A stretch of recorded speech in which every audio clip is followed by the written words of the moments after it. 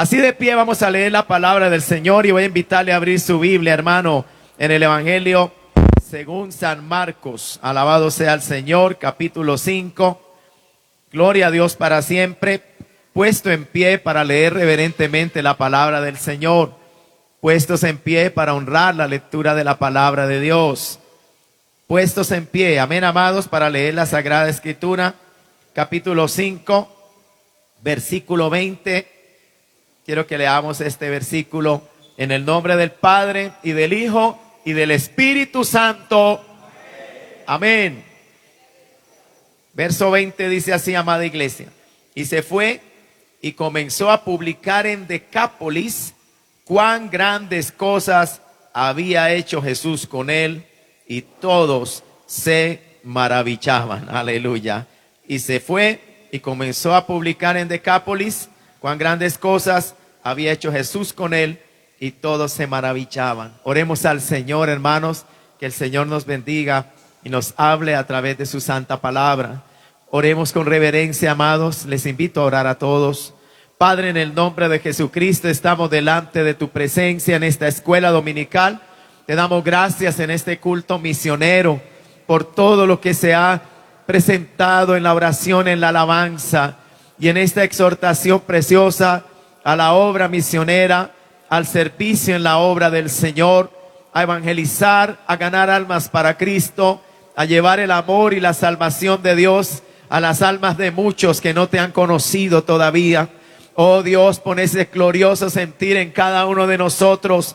Aviva esa llama como oraba nuestro hermano, enciéndela, avívala más.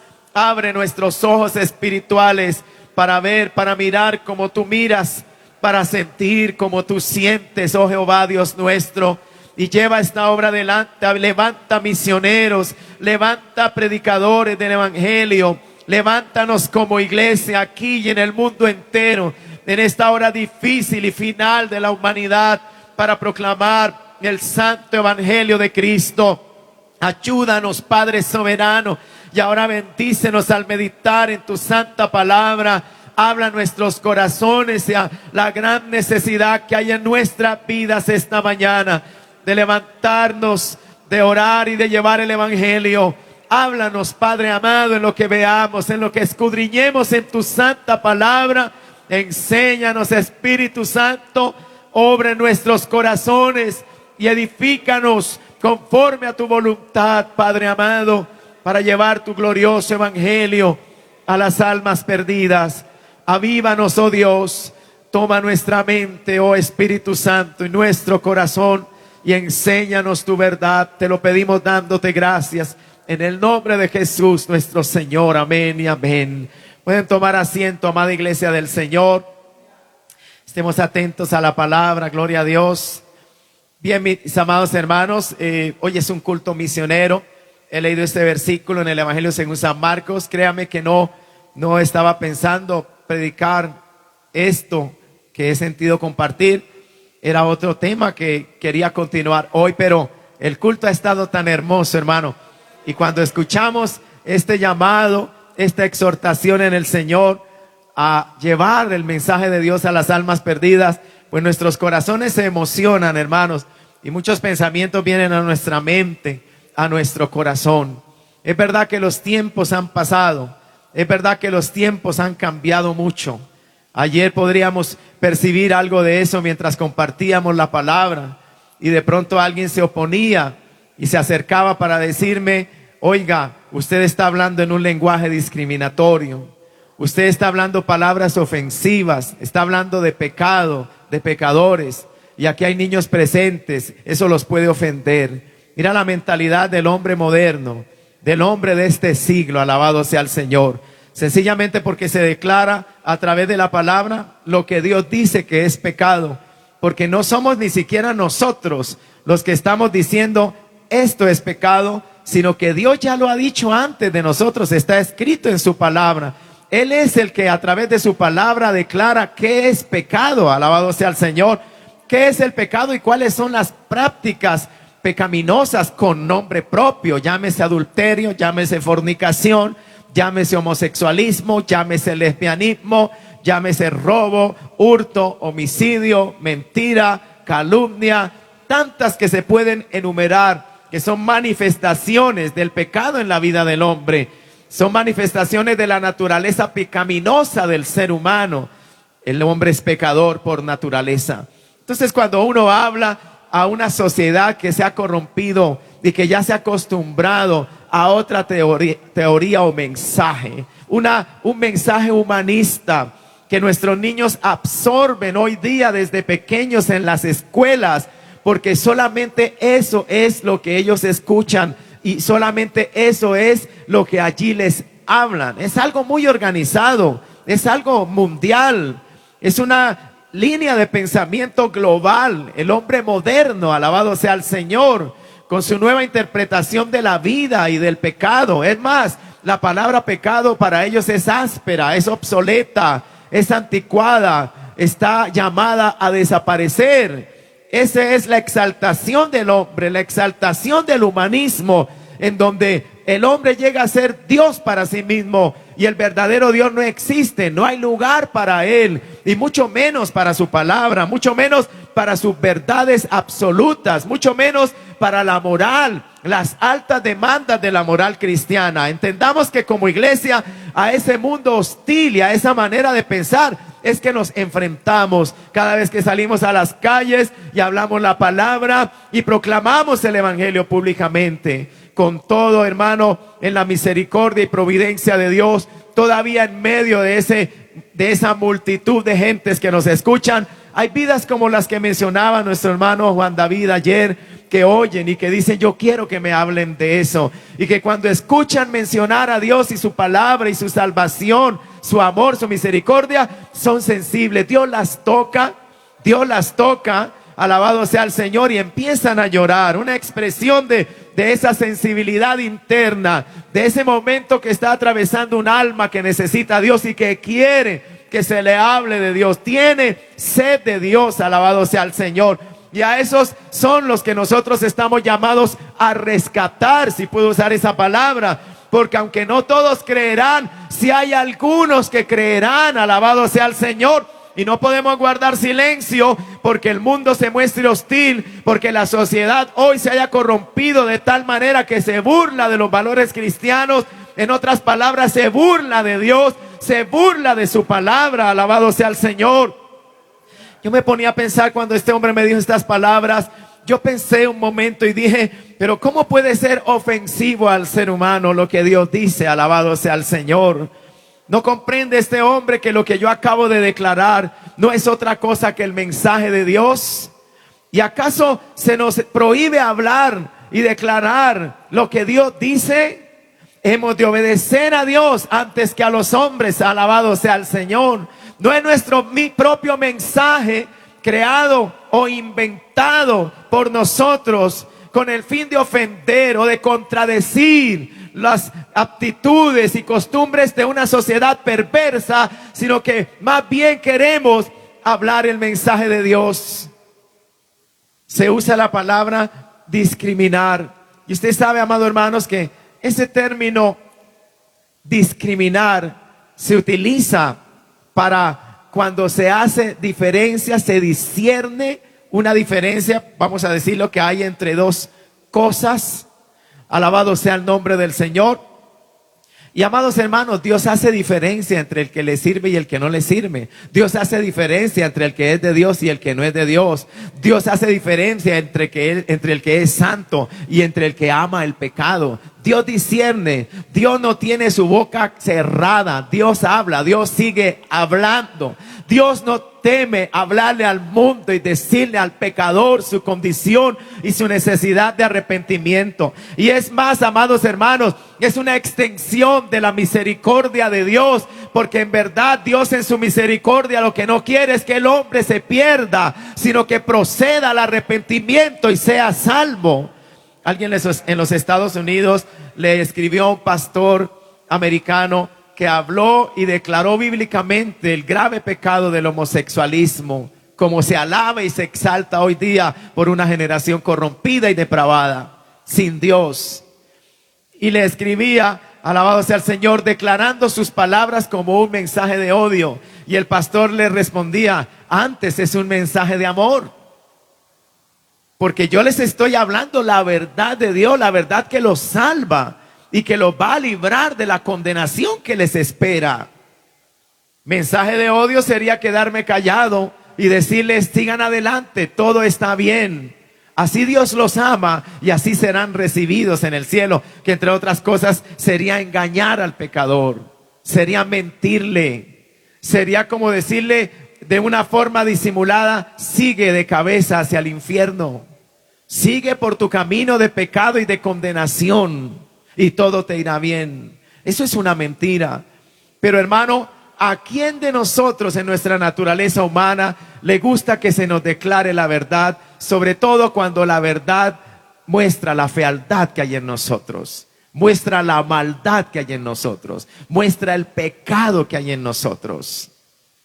Esa es nuestra naturaleza corrupta, humana. Queremos vivir como nos parezca, mas sin embargo queremos exaltar nuestro estilo de vida sin importar lo que los demás digan o piensen. Que los demás me acepten tal y como yo soy. Que nadie me corrija nada. Que nadie se interrumpa en mi camino. Que nadie señale mi conducta. Así viven los pecadores. Y se abrazan y se aplauden en su pecado. Como dice el libro de los Romanos en el capítulo 2. No solamente practican estos pecados, sino que también se complacen con los que los practican. Ese es el mundo pecador. El borracho se jacta de su borrachera y alaba al que es más borracho que él y compite por igualarlo o decir: te voy a ganar, esta vez voy a beber más. El mujeriego, el promiscuo, el adúltero se jacta de sus adulterios.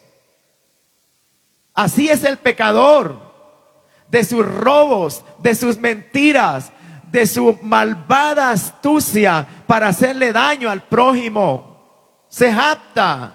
Pero el día que alguien se levante y le diga: ladrón, o le diga: adúltero, o le diga: hey, homosexual, tu pecado es contra natura, tu pecado es abominación a los ojos de Dios, tu pecado te condena. Hasta ahí llegó la paz. Alabado sea el nombre del Señor. Porque el ser humano no le gusta ser corregido y reprendido en su pecado. Mas sin embargo, el evangelio que el Señor nos ha entregado es un evangelio, amados hermanos, de confrontación. Y es un evangelio de confrontación porque esta palabra de Dios confronta el pecado, confronta al mundo. Recuerde que el mundo está bajo el maligno. Recuerde que el sistema de este mundo, el sistema en todas las áreas, la ideología de este mundo es corrupta, es contraria a Dios, a la moral cristiana, a la fe, a la piedad, a la pureza, a la justicia de Dios. Así que, quiera sí o no, cuando usted y yo hablamos esta palabra, abrimos nuestras bocas, habrá confrontación, alabado sea el Señor. Habrá malestar en el reino de las tinieblas, bendito sea Dios, porque esta palabra es luz y esta palabra es como espada que golpea, que hiere, que penetra. Gloria al nombre del Señor. Y por lo tanto el pecador es incomodado porque se reprende su pecado, alabado sea el Señor, cuando se declara la verdad de Dios con libertad, con claridad y con el poder y la autoridad de Dios. Alabado sea Cristo. Yo ayer le dije a alguno de los hermanos, porque ve uno a veces esta oposición, y le dije a uno de los hermanos: bueno, ¿qué podemos hacer? Vemos a través de la historia y de la Biblia que a los apóstoles del Señor los apedrearon, los recibieron muchas veces con piedra. Se ha habido siempre hostilidad. No es de ahora solamente, porque estamos hablando de la época del siglo I, los primeros siglos de esta era cristiana, y ya cuando los apóstoles abrían su boca, fueron perseguidos, fueron azotados, fueron apedreados, algunos muertos por causa del evangelio. De hecho, de los 12, sabemos que uno se perdió, Judas, el hijo de perdición, pero de los otros 11, 10 murieron por martirio, excepto Juan apóstol. Alabado sea el Señor, que se cree murió ya de vejez, muerte natural.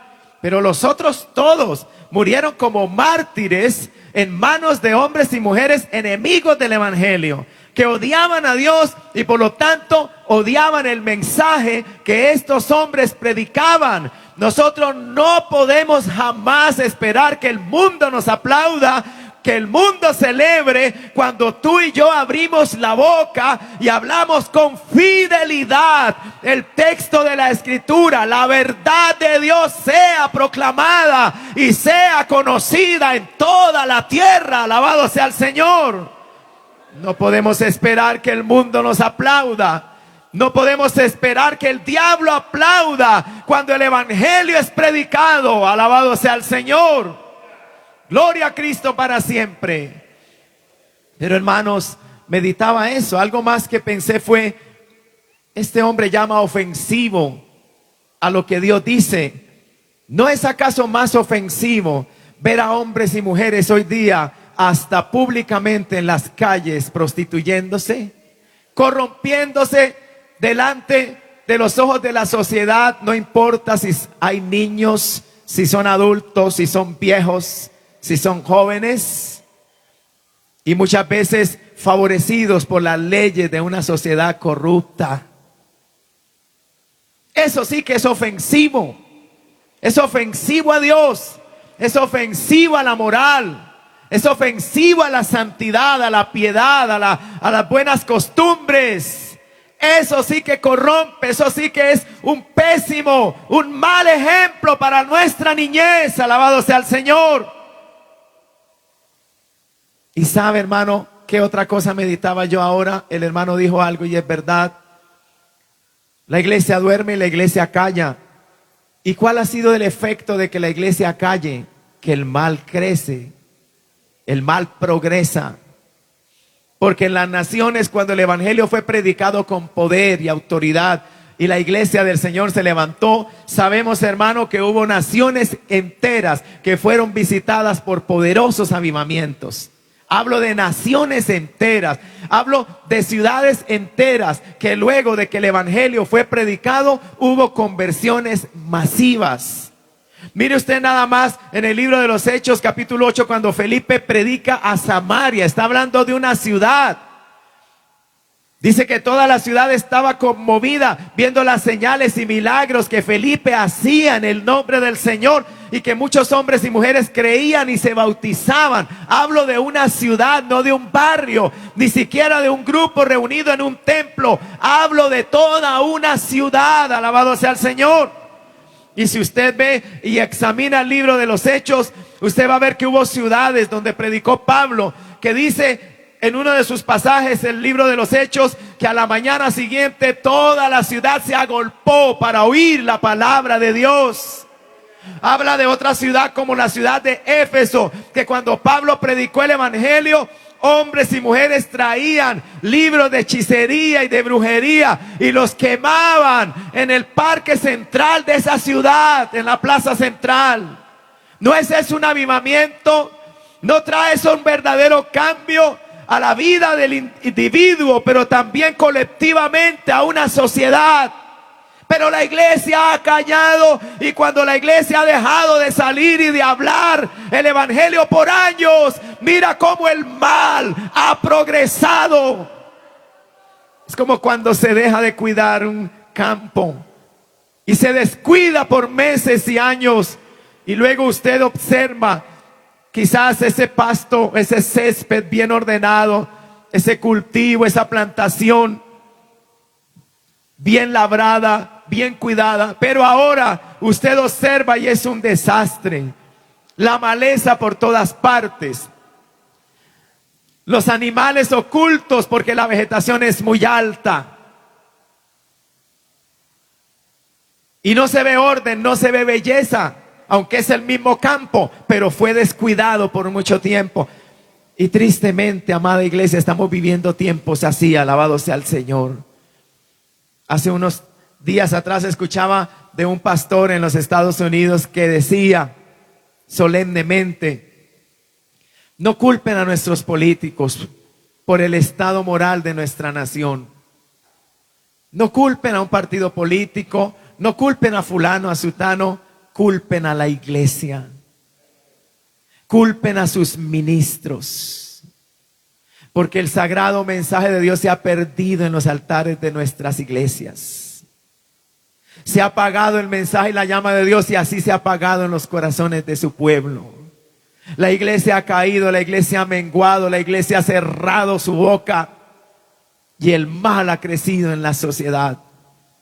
Sí, amados hermanos, nosotros sabemos que la esperanza para una nación no está en un político. Nosotros oramos que Dios tenga misericordia de una nación, la nuestra en este caso. Oramos que Dios nos entregue en su misericordia gobernantes justos, piadosos, que teman a Dios, que respeten su ley, que respeten a su iglesia, que respeten los mandamientos de Dios. Esa es la oración del pueblo santo de Dios. Pero nuestra esperanza nunca, nunca, nunca, óigame bien, nunca, jamás, nuestra esperanza ni nuestra confianza está puesta en un hombre. Nuestra confianza y nuestra esperanza únicamente está puesta en Dios. A su nombre sea la gloria. Alzaré mis ojos a los montes, dijo el salmista. ¿De dónde vendrá mi socorro? No es del gobernante de turno, no es del partido político. Mi socorro viene de Jehová, alabado sea el Señor, de aquel que está sentado en el trono del universo, en el trono de gobierno universal. Mi confianza está puesta en Dios. Es más, la Biblia dice: maldito el hombre que confía en el hombre, bendito el varón que confía en Jehová. Gloria al Señor. Cuando confiamos en los hombres, lo que podemos cosechar es fracaso, es confusión. El Señor nunca nos engaña, nunca nos desampara. Bendito sea Cristo para siempre. Pero este hermano decía así: el estado de nuestra nación, en vez de culpar a la sociedad y a los gobernantes y a las ideologías modernas, culpemos a la iglesia. La iglesia que ha callado, que ha dejado de alzar su voz en las calles, en los parques, en los hospitales, en las avenidas. Y una nación como los Estados Unidos, que la palabra de Dios se escuchó hasta en el Congreso de la Nación, en la casa presidencial. Gobernantes que hubo en ese país que tenían sus Biblias en sus propios escritorios, que oraban y leían sus Biblias antes de tener una reunión de gobierno, que pedían a Dios para dirigir, gobernar una nación. De eso se ha escuchado, no de todos por supuesto, pero sí hubo en el pasado gobernantes así en esa nación. Alabado sea el Señor. Influenciada poderosamente por la iglesia, por la palabra de Dios que proclamaba el pueblo santo de Dios. Hoy en día vaya usted, investigue y vea si es igual en los Estados Unidos. No es igual.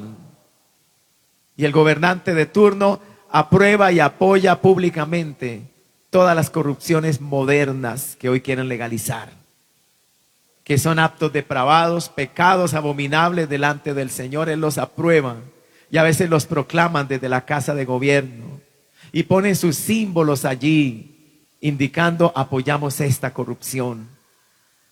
No lo llamarán ellos corrupción, por supuesto, lo llamarán modernismo. Alabado sea el Señor, lo llamarán libertad, lo llamarán amor, igualdad, cualquier nombre que le quieran poner a su pecado. No deja de ser un pecado a los ojos de Dios. Alabado sea el Señor para siempre. Amén, amada iglesia. Pero mira, amados hermanos, mientras pensamos en la inmensidad de este mundo y de pronto eso pudiera como cargarnos y decir: pero ¿qué podemos hacer? Recuerdo el caso de un hombre. Un hermano tomó esto a manera de ejemplo para ilustrar lo que quiero comunicar. Este hombre se encontraba frente a una zona costera y allí un barco naufragaba cargado de gente. Y mientras algunos desde la playa observaban con angustia y decían: pero ¿qué podemos hacer? No se puede hacer nada. Nadie pensaba en salvar ni siquiera a uno. Todos veían la magnitud del problema y se desesperaban y decían, no hay nada que se puede hacer. Pero había un hombre allí en la orilla con una pequeña barca. Y este hombre dijo dentro de sí, aunque sea, salvaré uno. Y remó y se acercó y pudo traer uno de regreso a la playa. Pero dijo, hay tiempo, puedo traer otro. El caso es que con el paso de las horas, antes de que finalmente naufragara esa gigantesca embarcación y ciertamente gran número de muertos, él había podido salvar un número de los que estaban a punto de perecer. Entonces este hermano tomaba esa enseñanza y decía, si nos ponemos a desanimarnos por cómo está el mundo hoy, no vamos a hacer nada, nos vamos a cruzar de brazos. Si estamos esperando que se convierta toda la ciudad una vez que yo les hable, probablemente voy a fracasar, pero sí puedo tocar una puerta, sí puedo hablarle a uno, alabado sea el Señor, sea en mi barrio, sea en mi lugar de trabajo, a uno sí yo le puedo hablar y por decirlo así, puedo salvar a uno, gloria al nombre del Señor. Así que si de pronto nos cargamos oyendo estas cosas que están sucediendo hoy en día y que la iglesia se ha dormido, pues tú y yo no nos durmamos, gloria al nombre del Señor. Si otros están diciendo ya que se puede hacer, seamos de un pensamiento indiferente y digamos, yo no puedo salvar a 10 o a 100 a la vez, pero a uno sí puedo salvar, a uno sí puedo llegar, a uno sí le puedo hablar, por uno puedo orar. ¿Y qué va a suceder el día que Dios te use y te bendiga y hable la palabra y Dios salve esa vida? Podrás hacer como el de la pequeña embarcación y decir, ya salvamos uno, ahora vamos por otro, alabado sea el Señor. Pero si no hacemos nada, pues no vamos a hacer nada. Si pensamos que no se puede o que el problema es demasiado grande y que solo Dios lo puede resolver, y de hecho es así, pues entonces podemos caer en una parálisis. Podemos engañarnos a nosotros mismos y decir, Dios tenga misericordia, pero no hay quien haga algo. Somos nosotros los llamados a hacer algo. Aleluya. Somos nosotros el cuerpo de Cristo aquí en la tierra. Alguien dijo, nosotros somos los pies de Dios, nosotros somos las manos de Dios, nosotros somos los ojos de Dios, nosotros somos la boca de Dios, alabado sea el Señor. Dando a entender por qué callar si es Dios mora en nosotros y es a través de nosotros que el evangelio y que la salvación de Dios será comunicada, iglesia. Y meditaba, hermanos, en las Sagradas Escrituras el efecto que produjo el encuentro de Salvador del Señor con algunas vidas que encontramos en las Escrituras, que son ejemplos, son modelos, pero yo creo que ese es el efecto en todo verdadero convertido, en todo hombre o mujer a quien Cristo le ha llegado. ¿Y cuál es el efecto? Por eso leí, amados hermanos, allí en el Evangelio según San Marcos, pero antes de mirar 3 o 4 versículos en Marcos, quiero mencionar otro ejemplo, porque quería mencionar 3. El primero lo encontramos en Juan capítulo 4, es una mujer. Esta mujer ha vivido una vida de prostitución, de baja moral, pero el Señor la encuentra y el Señor la transforma. Alabado sea Dios. Mire que en el capítulo 4, si usted me acompaña, alabado sea el Señor. Mire en el versículo 4, está hablando del Señor Jesús y dice que le era necesario pasar por Samaria. Uno podría preguntar, ¿por qué al Señor le era necesario pasar por Samaria? Lo que viene a continuación nos va a revelar por qué era necesario que Él pasara por Samaria. Pero ¿a quién se iba a encontrar al Señor? ¿Había acaso una multitud deseosa esperándolo? No, no es así como suceden las cosas. Pero sí era necesario que Él pasara por Samaria. Ahora, va a llegar a un lugar desierto, a una hora en que el lugar está desierto, y allí va a encontrar a una sola persona. La Biblia dice que era una mujer. Y parece ser que ella salía a esa hora aprovechando la soledad, porque ciertamente la vida que ella vivía era vergonzosa para la sociedad. Y quizás ella buscaba la soledad, necesitaba agua, pero al Señor le era necesario pasar por allí. El Señor sabía que allí había un alma sedienta, no del agua del pozo, sino del agua de vida. Alabado sea Dios para siempre. Y el Señor no rehusó pasar por Samaria y acercarse a ese lugar, aunque la persona con la que él iba a tratar era muy indigna por causa de su pecado. Bueno, ¿habrá acaso alguno digno? ¿No todos somos pecadores acaso?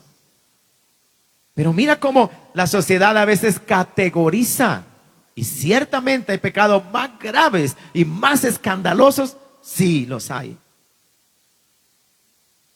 Pero nosotros le añadimos, los seres humanos, condenamos muy fácil y menospreciamos muy fácil.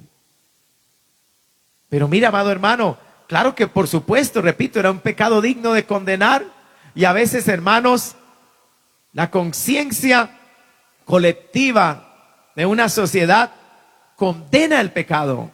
Lo que está sucediendo hoy es terrible, porque hasta esa conciencia se está cauterizando, se está perdiendo. Yo ya no se condena lo malo, sino más bien se exalta y se alaba y se condena lo bueno. O sea, lo que está sucediendo ahorita en la sociedad moderna es gravísimo. Ya son pocas las voces que condenan la maldad, que condenan el pecado. Y usted ve y a veces sorprende oír a padres y madres de familia defendiendo a capa y espada el asqueroso, perdóneme la palabra, pecado de un hijo o de una hija. ¿Cuántos damos gloria al Señor? Esa es la sociedad en la que vivimos sin Dios. Pero hermano, esta mujer dice en el verso 5, vino pues a una ciudad de Samaria llamada Sicar, junto a la heredad que Jacob dio a su hijo José, y estaba allí el pozo de Jacob. Entonces Jesús, cansado del camino, se sentó así junto al pozo. Era como la hora sexta. La hora sexta es el mediodía. Son las 12 del mediodía, así se contaban las horas. A partir de la sexta hora, como lo conocemos nosotros, vamos a decir 6 de la mañana. La hora sexta vendría a ser el mediodía, las 12 del mediodía. El Señor, cansado del camino, se sentó junto al pozo. Y estando él allí, dice el verso 7, vino una mujer de Samaria a sacar agua. Ella venía a sacar agua. Ella no esperaba encontrar a nadie allí, pero allí estaba Jesús. Y Jesús le dijo, dame de beber. ¿Por qué el Señor le pide a esta mujer ayuda? ¿Por qué no a uno de sus discípulos? El verso 8 lo explica. Pues sus discípulos habían ido a la ciudad a comprar de comer. Estaba el Señor solamente y aquella mujer junto al pozo de Jacob, que había llegado a sacar agua. Mira la conversación que hay ahora entre aquella mujer y el Santo Hijo de Dios. Verso 9, la mujer samaritana le dijo, ¿cómo tú, siendo judío, me pides a mí de beber, que soy mujer samaritana? ¿Por qué la sorpresa de la mujer? Ella lo explica, porque judíos y samaritanos no se tratan entre sí. Esto era como un odio racial y religioso también. Por eso la sorpresa de esta mujer.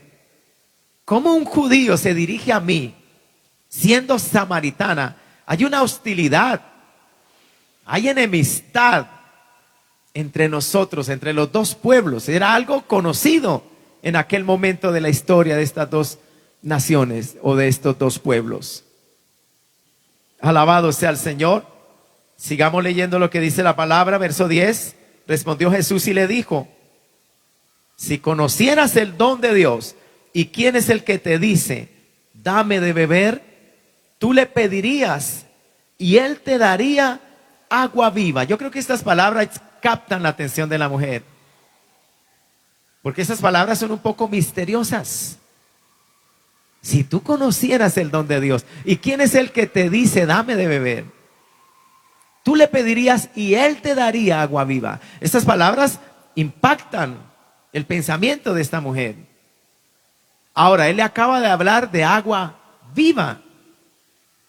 Él le acaba de pedir a ella agua literal, agua física, agua del pozo.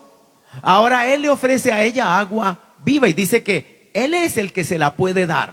¿De qué agua me estará hablando Jesús? Podría ser el pensamiento de esta mujer. ¿Cómo se desarrolla la conversación? Sigamos leyendo. Verso 11. La mujer le dijo: Señor, no tienes con qué sacarla y el pozo es hondo. ¿De dónde pues tienes el agua viva? Ella no lograba captar esta verdad espiritual que el Señor le iba a revelar. No podía captarla porque el ser humano, aparte de la revelación de Dios, no puede captar las cosas espirituales. Pablo revela en 1 Corintios 2 que se necesita tener al Espíritu Santo de Dios para que podamos conocer a Dios y la sabiduría de Dios y entender las cosas que son de Dios. Esta mujer le pasó algo parecido como a Nicodemo, que el Señor le dijo: tienes que nacer de nuevo. Y era una verdad espiritual, pero el hombre no la entendía. Y el hombre lo tomó literal y le dijo: ¿acaso puedo volver a entrar siendo yo ya viejo, entrar de nuevo en el vientre de mi madre y volver a nacer? No era de eso de lo que el Señor le estaba hablando, así como no era de agua del pozo de lo que el Señor le estaba hablando a esta mujer samaritana.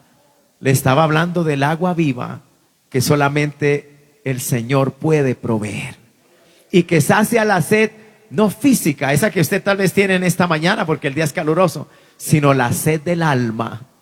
Alabado sea el Señor. ¿Cuánto damos gloria a Cristo? ¿Cómo se sacia esa sed? Ya lo vamos a ver.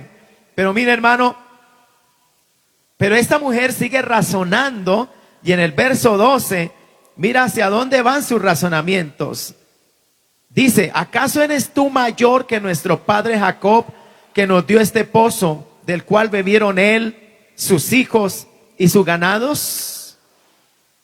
Respondió Jesús y le dijo: cualquiera que bebiere de esta agua, está hablando del agua del pozo allí, cualquiera que bebiere de esta agua, ¿qué sucede, hermano? Volverá a tener sed. Hoy usted sacia su sed, pero es probable que bajo este calor, dentro de una hora o menos, usted todavía tenga sed. Volveremos a tener sed. Y todos los días, hermano, hemos de beber agua, líquidos, por causa de nuestra necesidad física. Tenemos sed. Nunca dejaremos de beber. Y el día que alguien deje de beber, se muere. Se han conocido casos o se ha dicho que se muere más rápidamente por dejar de beber que por dejar de comer. Imagínate, amado hermano, ¿qué sería de nosotros sin el agua física? ¿Qué sería del alma sin el agua de Dios, sin el agua viva? Perecemos. Jesucristo se va a presentar aquí como aquel que sacia la sed espiritual del alma. ¿Cómo se puede saciar la sed espiritual del alma? Más adelante vamos a ver que la forma de saciar la sed espiritual del alma es creyendo en Jesucristo. El único que sacia la sed espiritual, la sed del alma. Bueno, pero volvamos al texto, amado hermano. Jesús le dice en el verso 13, respondió Jesús y le dijo: cualquiera que bebiere de esta agua volverá a tener sed. Mas el que bebiere del agua que yo le daré, óigalo bien, amado hermano y amigo, esta es el agua que ofrece Dios. Esta es el agua que ofrece el Hijo de Dios. El agua de vida. Mire las características gloriosas de esta agua. Dice: el que bebiere del agua que yo le daré, no tendrá sed jamás. Alabado sea su nombre. Me gusta, ¿sabe por qué? Porque nosotros no somos, en un sentido, un pueblo sediento. ¿En qué sentido? Un pueblo necesitado, un pueblo que perece. No, nosotros somos un pueblo a quienes cuya sed le ha sido saciada. Alabado sea el nombre del Señor. Claro, cada día tenemos más hambre y sed de Dios, por supuesto, y anhelamos su presencia. Pero recuerde que el Señor habla de una agua que Él nos va a dar, que será como ríos de agua viva, como una fuente que fluirá dentro de nosotros. Y yo pienso que esa es la razón por la cual nunca tendremos sed otra vez, porque tendremos constantemente esa fuente que salta para vida eterna en nosotros y que sacia nuestra sed espiritual. Alabado sea el Señor. es que tenemos comunión con Dios, es que el Espíritu Santo mora en nosotros. Y si tenemos comunión con Dios y el Espíritu Santo de Dios mora en nosotros, no hay sed para el alma del creyente, para el alma del cristiano. Y por eso es que el cristiano ya no busca saciar su sed ni llenar su existencia, su corazón con lo que el mundo ofrece, con los deleites pecaminosos, con los vicios y pecados, con las entretenciones mundanas. Cuando el creyente quiere deleitarse, cuando el creyente quiere saciarse, corre a la presencia de Dios, que es su fuente de agua viva. Corre y se deleita en el Señor y está saciado. Y el vicio no lo llama, el pecado no lo llama, el mundo no lo llama, porque está saciado. Su alma está tranquila, su sed ha sido saciada. Gloria al nombre del Señor.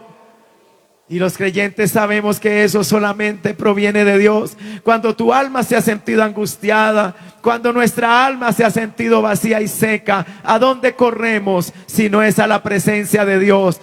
¿Qué buscamos si no es el cuarto secreto? ¿Qué es lo que nuestra alma anhela si no es postrarnos y comenzar a llorar en la presencia del Señor y decirle: Señor, estoy vacío, Señor, estoy seco, Señor, sacia mi sed, Señor, avívame, hazme fértil, hazme dar fruto. Me siento como desierto seco y árido, pero en ti está el agua viva. Haz llover sobre mí tu agua. Oh Espíritu Santo, fluye en mi ser como ríos de agua viva. Y hazme fructífero, hazme reverdecer, hazme renacer otra vez. Alabado sea el Señor. En medio de la sequedad, la soledad, el vacío y la esterilidad de este mundo estéril y sin Dios, los creyentes tenemos agua de vida donde saciar nuestra sed. Usted ve, el hermano mencionaba tristemente el caso de ese joven que hace unos días se arrojó de este puente para cortar su vida. Trágico, impresionante ver cómo este muchacho se lanza al vacío como que si no supiera lo que está haciendo.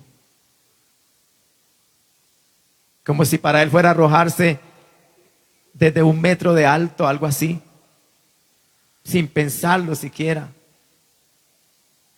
Trágico.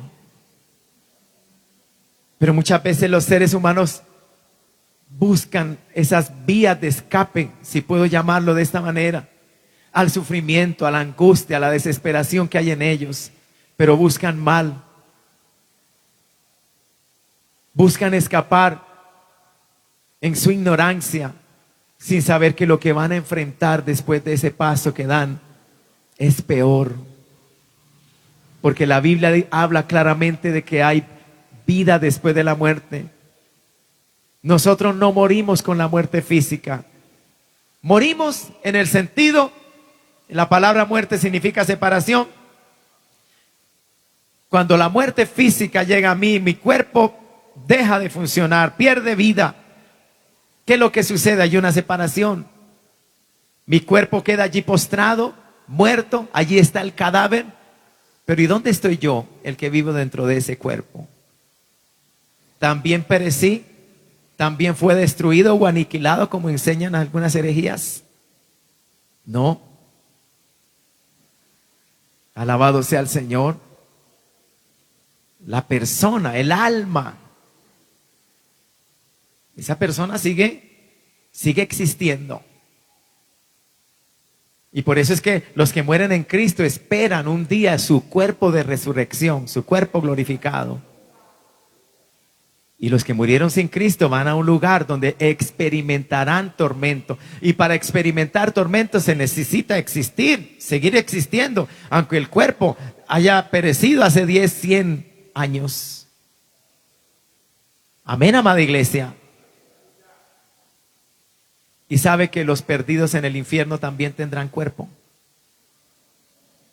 Así como los salvos y que murieron en Cristo resucitarán con un cuerpo glorificado, les será dado un cuerpo glorificado. Recuerden que el Señor dijo en uno de los evangelios y habla que es mejor perder un ojo, que es mejor perder una mano, que será arrojado el cuerpo y el alma al infierno. El cuerpo, toda la persona, todo el ser. Bendito sea el nombre del Señor. ¿Cuántos damos gloria a Dios? ¿Cómo será esto? Eso es un misterio. Pero Dios lo está mostrando. Si toda la persona se condena, si toda la persona se salva, cuerpo, espíritu, alma, porque aunque este cuerpo, repito, mortal, contaminado por el pecado, no va a entrar por las puertas del cielo. Pablo dice que este cuerpo mortal no puede heredar la inmortalidad, que esto corruptible no puede heredar lo incorruptible. Entonces Dios nos preparó cuerpo, el cuerpo glorificado, el cuerpo de resurrección. Y para los que estemos vivos cuando el Señor venga por su iglesia, pues seremos transformados.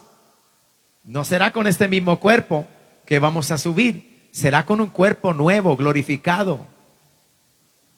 Un cuerpo transformado. Esa es la enseñanza bíblica. ¿Sabía usted eso, amada iglesia? Alabado sea el Señor. Pero así como cuerpo, alma, espíritu, todo será redimido. Pablo habla en el capítulo 8 de los Romanos, dice, esperando la redención de nuestros cuerpos. Y está apuntando hacia ese día glorioso, cuando seremos transformados. Pues hermano, también todo el ser se condena. Y la Biblia habla y describe entonces de pecadores en el infierno, con sus cuerpos también. Todo su ser, cuerpo, alma, condenados eternamente. Bendito sea el nombre de Cristo. Amén, amado hermano. A su nombre sea la gloria para siempre.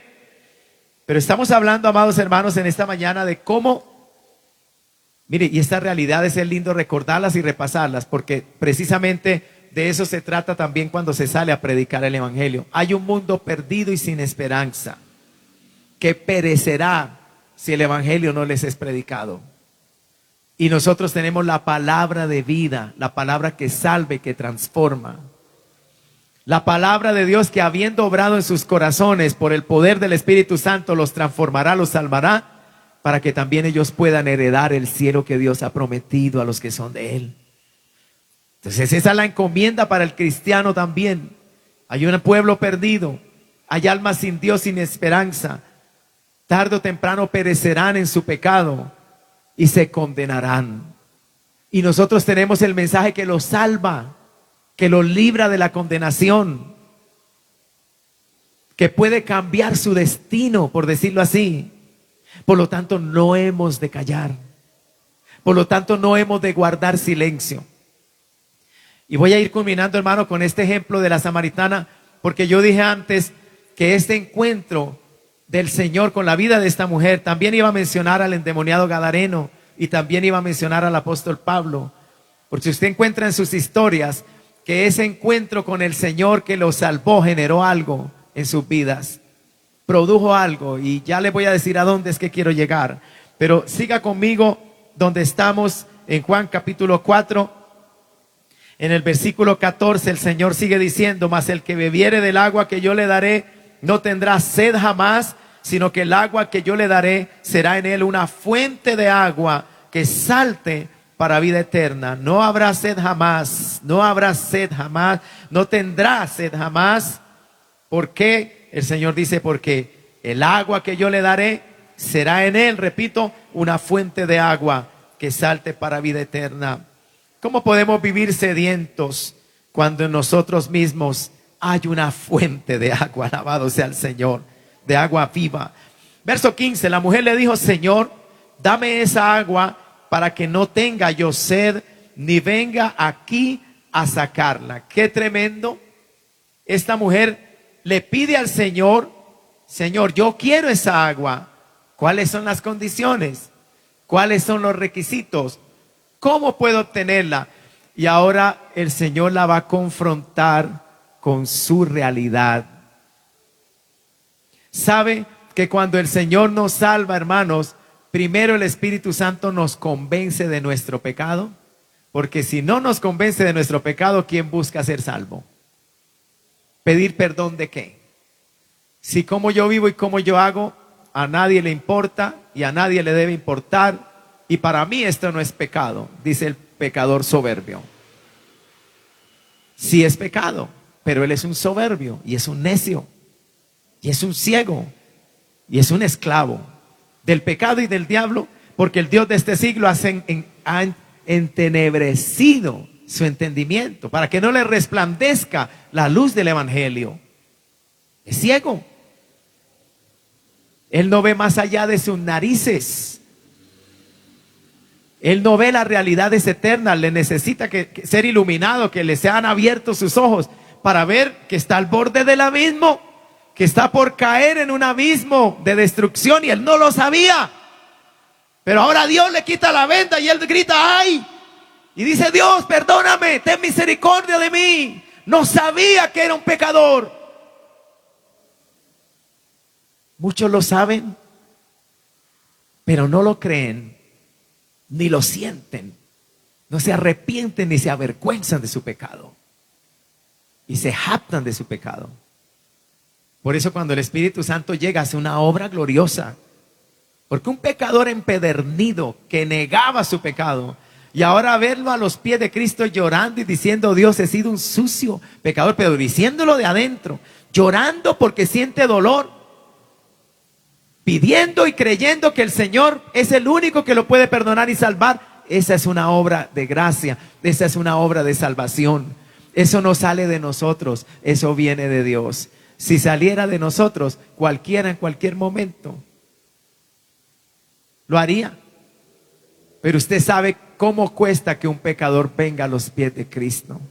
Hasta cuando el evangelio es predicado y Dios toma, el Espíritu Santo toma esa palabra y penetra y atrae al pecador a Dios.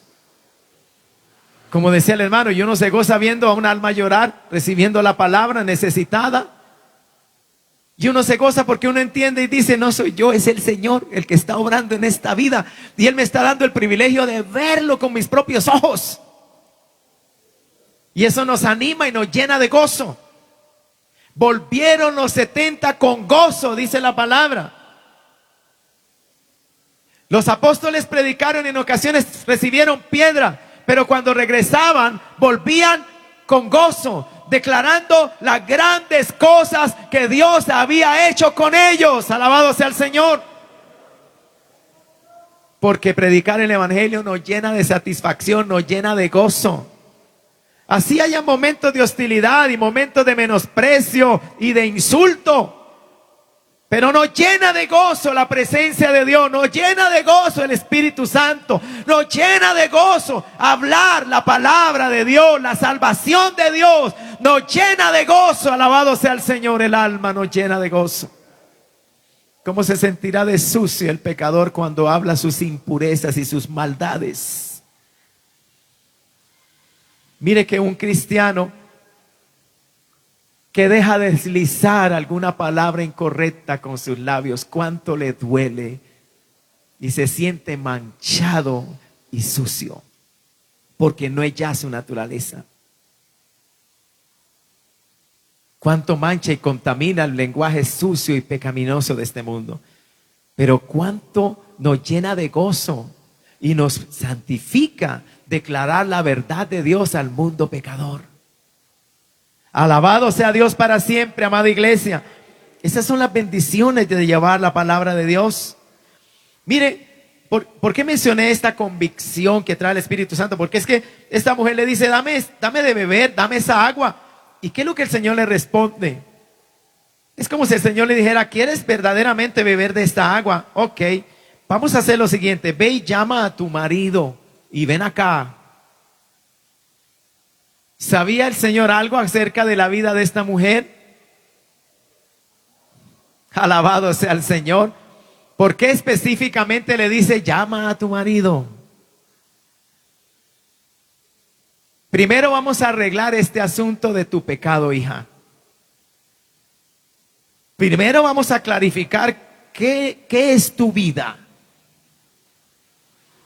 Llámame a tu esposo, tráelo. El Señor sabía que ella había tenido 5 maridos ya. y que el que tenía en ese momento tampoco era su marido. Eso fue fuerte porque ella, imagínate lo que pasó en la mente de esa mujer. Este hombre que se ve como un profeta de Dios me dice que venga con mi esposo si él supiera la mujer que yo soy. Aquí perdí yo. ¿Qué esperanza tengo de recibir el agua viva? Pero no es así como Dios obra. Dios convence al pecador de su pecado para traerlo al arrepentimiento y perdonarle. Después de que él se ha arrepentido, de que ella se ha arrepentido y ha creído en él, en Jesucristo. Esa es la gracia, el amor de Dios hacia el pecador. Hermano, miren lo que dice allí.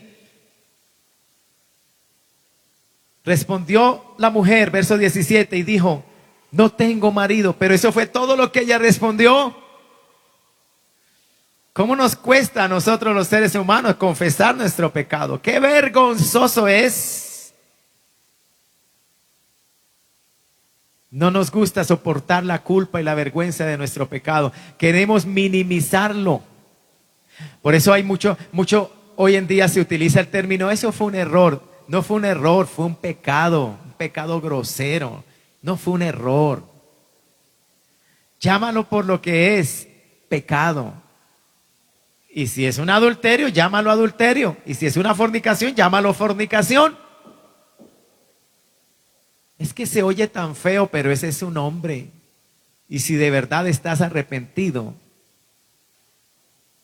tú vas a usar ese lenguaje y vas a llamar el pecado por su nombre, porque sabes lo vergonzoso, lo sucio que es, pero tu corazón está realmente compungido, realmente dolido, arrepentido de tu maldad y de tu pecado, de tal manera que no te atreves a achicar, a minimizar tu pecado delante de Dios, sino que lo llamas como lo que es. He escuchado de personas que pecan a veces en las congregaciones y usted nunca les escucha hablar con franqueza de su pecado cuando es el momento en que tienen que decir: pastor, he pecado de esta manera y sé que es grave. Más bien dicen: me equivoqué, fue un error. O sea, uno nota que no hay dolor por lo que han hecho, que no comprende lo vergonzoso, la magnitud de su pecado. Alguien dice: pastor, claro, como estamos en una generación donde lo que se exalta es el ego, el yo, el amor propio, la estima propia, dicen algunos. Me va a derrumbar la autoestima. Oye, ¿qué importa, pecador, tu autoestima? Si a los ojos de Dios estás pervertido, te has corrompido. Y yo te voy a decir algo: si alguien puede levantarte en todas las áreas, emocional, espiritual, moral, emocionalmente, es Dios mismo. Es Dios mismo. Los cristianos no sufrimos de baja estima o de baja autoestima. Los cristianos estamos llenos de gozo, tenemos al Espíritu Santo. Tampoco hay soberbia y hay exaltación pecaminosa en nosotros, porque Dios nos ha enseñado humildad y a tener los pies sobre la tierra y a tener una estimación correcta de nosotros mismos, de lo que en verdad nosotros somos. Alabado sea el Señor.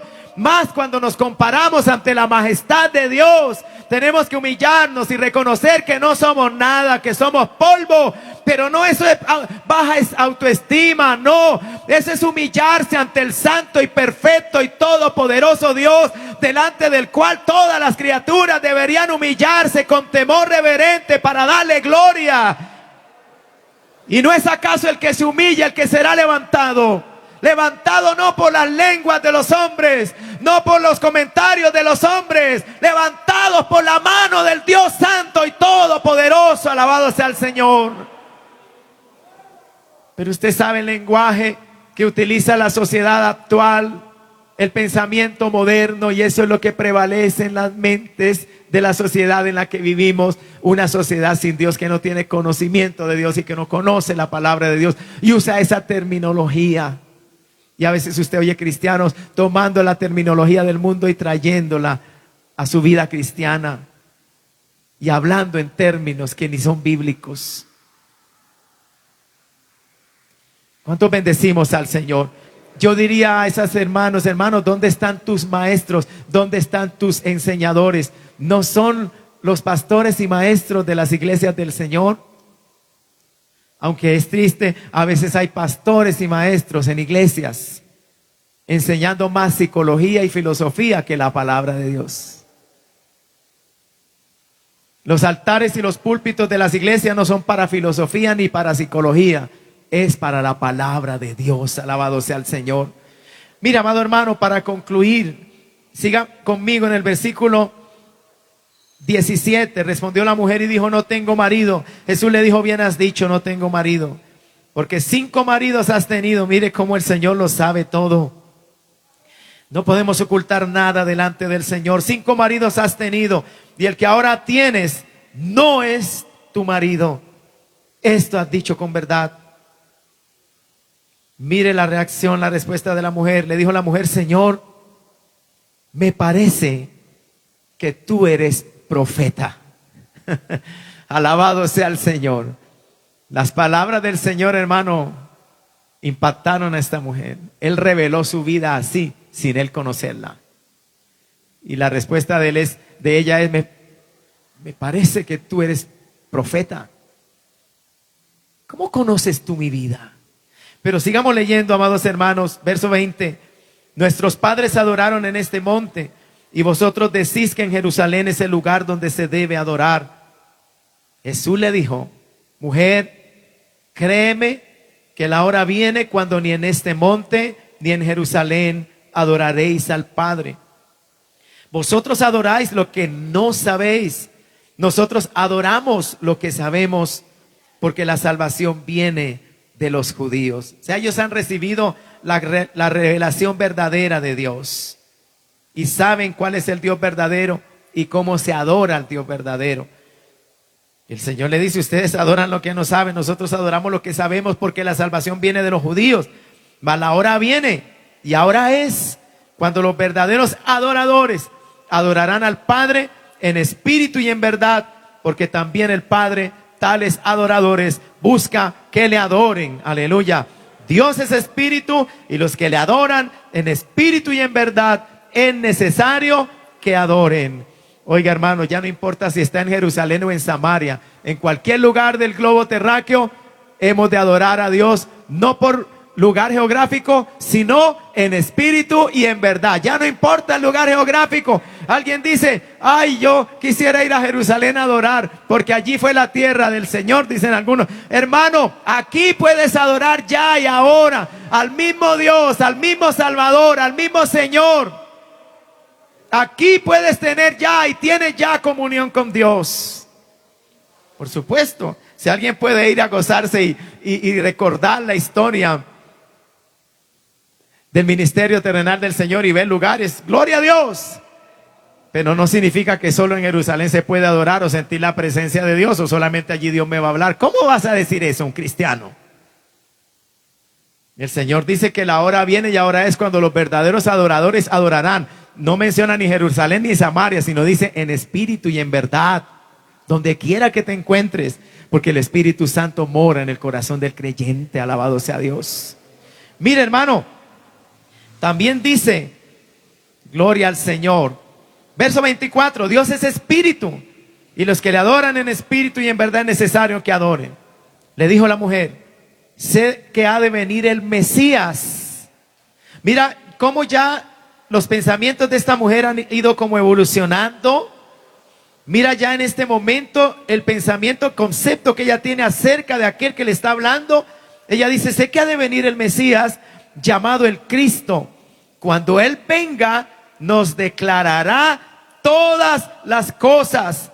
Hermano, el Señor permitió que la conversación llegara hasta este momento, porque en el verso 26 Jesús le dice con claridad: yo soy el que habla contigo.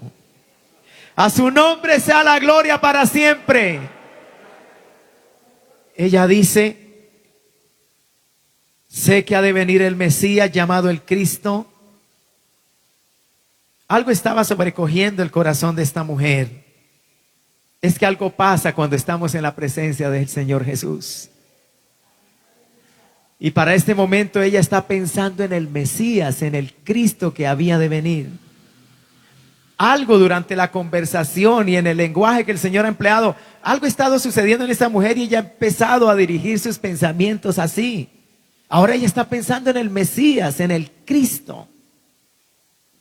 ¿Y cuál es la impresión de esta mujer cuando el Señor responde a sus comentarios y le dice: yo soy el que habla contigo? Alabado sea el Señor. Ahí la conversación es interrumpida, pero en ese momento ya algo ha sido sembrado en el corazón de esta mujer, algo que va a cambiar su vida para siempre. Amén, amada iglesia.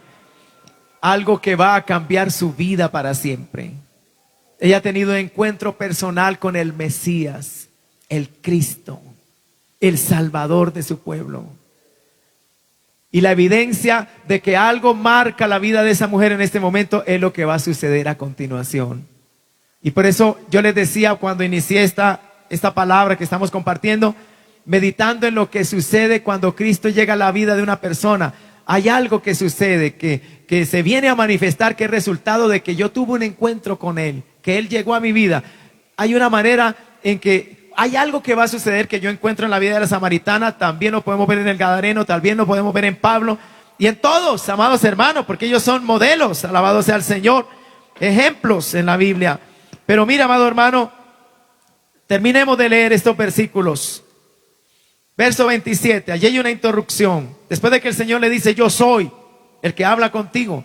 Verso 27 dice: en esto vinieron sus discípulos y se maravillaron. ¿De qué? Primero, de que hablaba con una mujer. Alabado sea el Señor. No era común bajo las costumbres de aquella época que un maestro hablara así directamente con una mujer. No era común bajo las costumbres de esa época, pero mire cómo el Señor le da el verdadero valor, en este caso a la mujer. Él no siguió las costumbres de la época, siendo Él el Hijo de Dios. Dios no se sujeta a nuestras costumbres. Dios es Dios. Dios es Dios y Él es santo. Y a Él era necesario pasar por Samaria. Y otros rabinos no se habrían atrevido a estar a solas con esa mujer, más si ellos se dan cuenta quién es esa mujer, su vida. Pero Él no. Él es Dios. Él es santo. Cuando una mujer entró y lloró a sus pies y tocó sus pies y los lavó con sus lágrimas y los secó con su cabello, Él no se lo impidió. Y los que estaban junto a Él decían: este hombre, si fuera profeta, sabría quién es el que le está tocando, quién le está tocando, que es una mujer pecadora. Entonces los discípulos se asombran, dicen: el maestro hablando con una mujer. Note, hermano, repito, cómo el Señor ha venido también a darle la verdadera dignidad a la mujer, que de pronto había sido, como dijera yo, oscurecida, como dijera yo, por la sociedad humana, por el hombre sin Dios.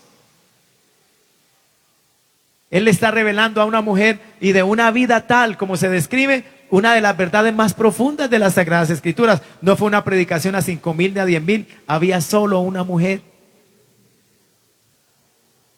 Y los discípulos se sorprenden, amada iglesia del Señor. Sigamos leyendo, alabado sea Dios, para culminar. En esto vinieron sus discípulos, verso 27, y se maravillaron de que hablaba con una mujer. Sin embargo, ninguno dijo: ¿qué preguntas? ¿O qué hablas con ella? Ninguno se atrevió a preguntar nada. Verso 28, entonces la mujer dejó su cántaro, oiga, se olvidó del agua. Ciertamente necesitaba esa agua, pero es que lo que acababa de suceder en ella, amado hermano, yo creo que hasta la sed física se le quitó.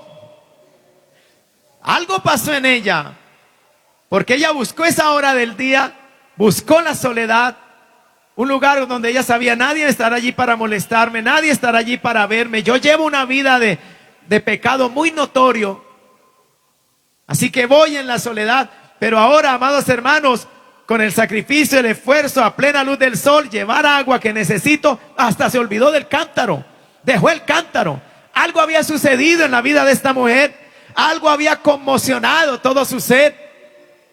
Algo empezaba a fluir, a correr en su vida, en su ser. ¿Será que acaso se va a cumplir en ella lo que el Señor dijo? El que beba de mí, de su interior, correrán fuentes de agua viva. Alabado sea el Señor.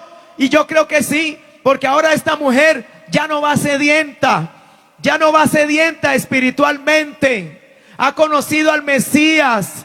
El Mesías le ha hablado y le ha dicho: yo soy. Ella ha creído, amada iglesia.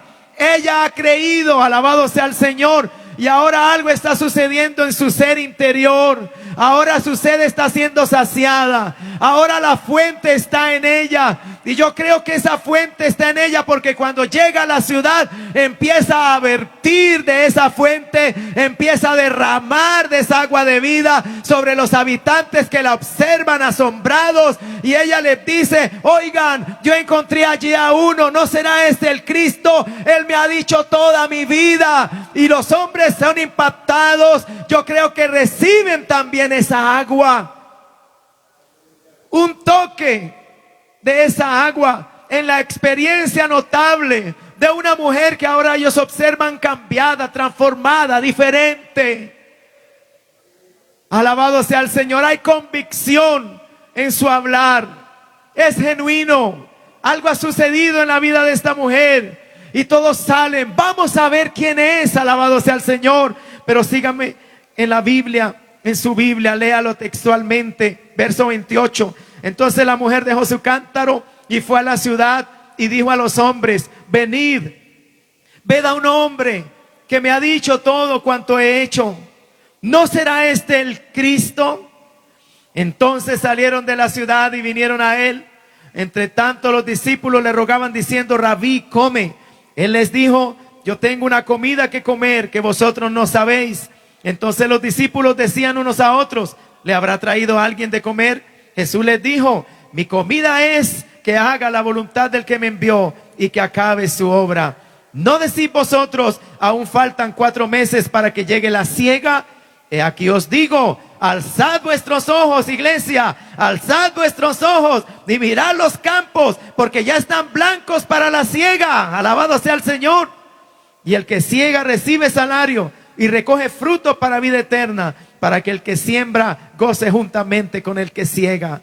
Porque en esto es verdadero el dicho: uno es el que siembra y otro es el que siega. Yo os he enviado a cegar lo que vosotros no labrasteis. Otros labraron y vosotros habéis entrado en sus labores. Verso 39. Y muchos de los samaritanos de aquella ciudad creyeron en él. Y aquí era donde quería enfatizar también. ¿Cómo creyeron en él? Por la palabra de la mujer, que daba testimonio diciendo: me dijo todo lo que he hecho. Entonces vinieron los samaritanos a él y le rogaron que se quedase con ellos, y se quedó allí 2 días. Y creyeron muchos más por la palabra de él, y decían a la mujer: ya no creemos solamente por tu dicho, porque nosotros mismos hemos oído y sabemos que verdaderamente este es el Salvador del mundo, el Cristo. Una sola mujer llevó el evangelio a Samaria, y el resultado fueron, por una sola mujer, muchos convertidos, muchos que creyeron en el Señor.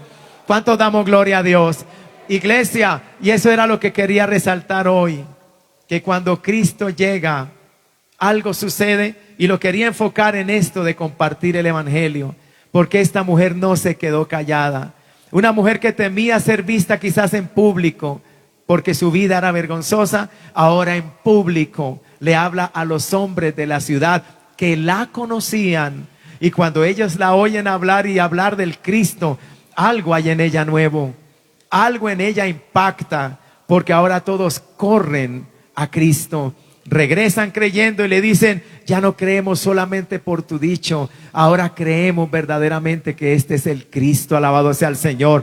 Si usted lee al endemoniado gadareno, cuando el Señor lo liberta, este hombre le suplica al Señor: déjame ir contigo. Y el Señor le dice: no, sino que ve y cuéntale a los tuyos cuán grandes cosas el Señor ha hecho contigo. Y se fue por Decápolis, región conformada por 10 ciudades, predicándoles a todos lo que el Señor Jesucristo acababa de hacer con él. Si usted ve a Pablo, que fue salvo en el camino a Damasco, una vez el Señor le dice: entra a Damasco y allí se te dirá lo que tienes que hacer. Después de 3 días sin comer y beber y ciego, el Señor envía a Ananías, uno de sus discípulos, ora por él, recibe la vista, lleno del Espíritu, y dice que al siguiente día predicaba a Cristo en las sinagogas, sin tiempo que perder. Tanto la mujer samaritana como el endemoniado gadareno, como el mismo apóstol Pablo, una vez tuvieron un encuentro personal con Jesucristo. Ahora ellos sabían que no debían callar. Ahora ellos anhelaban llevar esas buenas nuevas a los de su ciudad, a los de su familia, por donde quiera, llevar el evangelio del Señor. Y nos preguntamos hoy en este siglo XXI, amada iglesia del Señor, ¿lo estamos haciendo? Hay una evidencia más de que Cristo ha llegado a nuestros corazones cuando nos levantamos para decir: esta agua que hoy ha saciado mi sed, si es fuentes de vida eterna, no pueden quedar reposadas, no pueden quedar estancadas. Hay que dejarlas fluir, hay que dejarlas correr. Y cada vez que usted y yo salimos a un parque, tocamos a una puerta, en el lugar de trabajo, nos tomamos 1 minuto, 5 minutos para hablar el mensaje del Señor, estás abriendo esa fuente, está fluyendo esa fuente, estás transmitiendo agua de vida a un alma sedienta. Dios te está usando. ¿Cuántos quieren ser usados por el Señor? ¿Cuántos quieren ser esas fuentes de agua viva? De hecho, esa fuente de agua viva ya está en ti, pero no te quedes callado. Abre tu boca como se abre la llave para que salga el agua. Ahora abre tu boca para que fluya el agua viva. Cuando proclames como la mujer samaritana y les digas a muchos: yo he conocido a uno que es el Cristo, yo he conocido a uno que ha transformado mi vida. Porque muchos necesitan un cambio y una transformación hoy y ahora. Porque muchos necesitan la salvación de Dios ya.